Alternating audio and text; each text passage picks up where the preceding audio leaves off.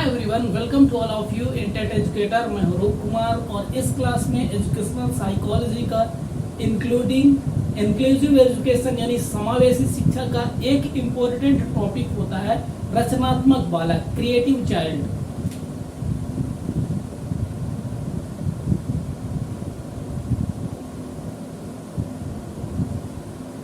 रचनात्मक बालक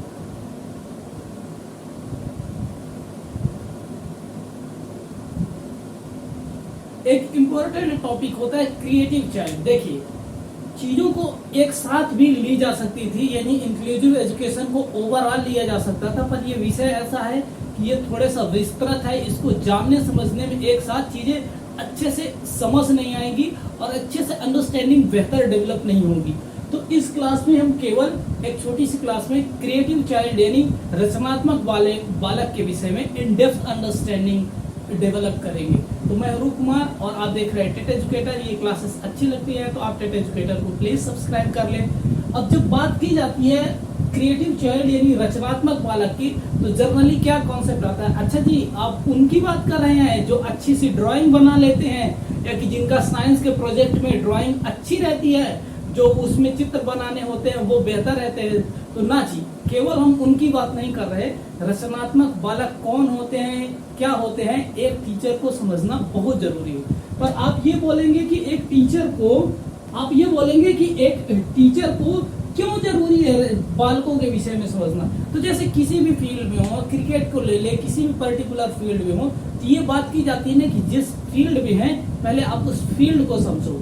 तो यदि हम टीचिंग प्रोफेशन का हमारा फील्ड क्या हो सकता है? स्कूल, और स्पेसिफिकली क्लासेस, और उससे भी ज्यादा स्पेसिफिकली जो बच्चे आएंगे। तो हमें बच्चों के बारे में डेप्थ अंडरस्टैंडिंग हो कि उनमें कितनी ज्यादा इंडिविजुअल डिफरेंसेस है, कितने अलग अलग संस्कृति, समाज, इंटरेस्ट, आईक्यू लेवल की बातें हो रही हैं।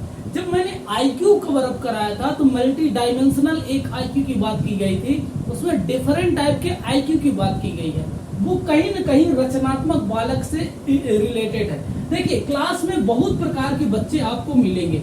एक ही क्लास में मान लीजिए कि बच्चे यदि 40 बच्चों का क्लास है तो बहुत सारे प्रकार के इंडिविजुअल डिफरेंसेस मिलेंगे, इंडिविजुअल इंटरेस्ट मिलेंगे। यहाँ पे यदि टीचर पढ़ा रहे होते हैं तो बहुत प्रकार के बच्चे होते हैं। अब ऐसे भी कुछ चाइल्ड होते हैं कि उनका कोई बच्चे ऐसे होते हैं कि वो कविताएं अच्छी लिखते हैं, कविताएं अच्छी लिख देते हैं। कुछ बच्चे होते हैं कि उनकी ड्राइंग यानी आर्ट वर्क अच्छा होता है।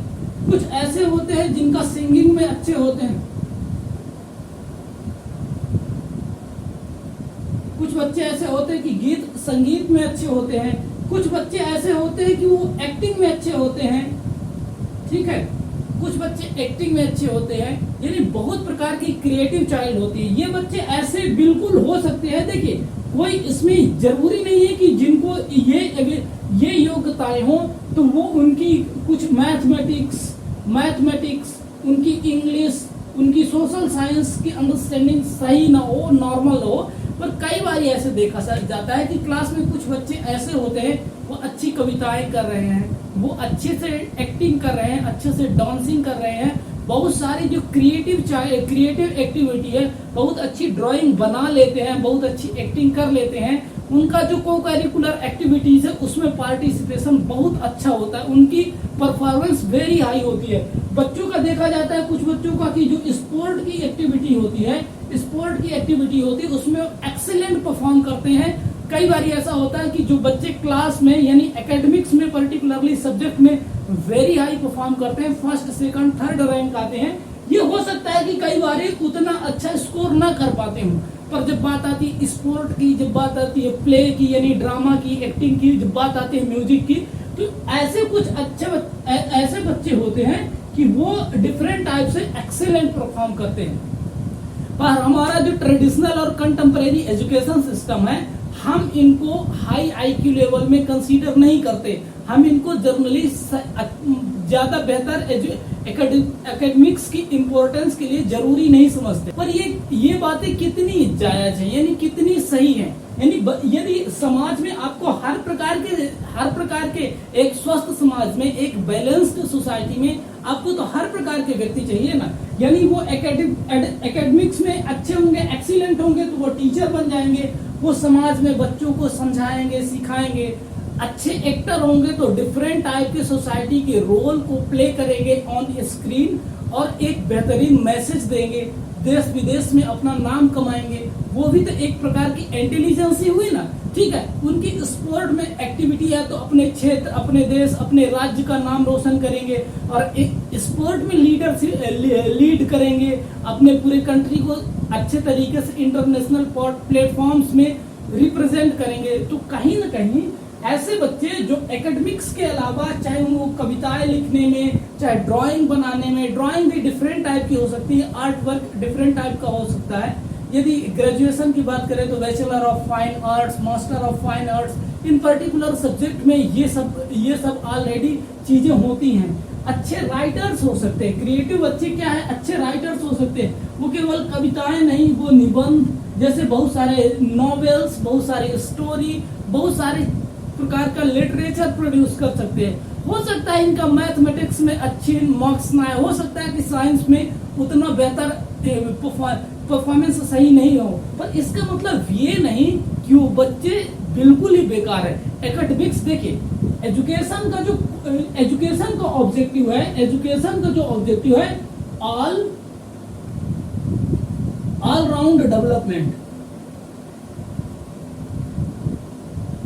एजुकेशन का ऑब्जेक्टिव है ऑल राउंड डेवलपमेंट, और जब भी ऑल राउंड डेवलपमेंट की होती है तो मेंटल या कॉग्निटिव एक स्किल होती है। ध्यान दें, जब हम एकेडमिक्स में सब्जेक्ट की परफॉर्मेंस चेक कर रहे होते हैं, यानी बच्चे को कितना समझ में आया, विभिन्न प्रकार के एग्जाम, टेस्ट, असेसमेंट लेके इवेल्युएट करके हम बताते हैं कि इस पर्टिकुलर सब्जेक्ट में ऐसी परफॉर्मेंस रही।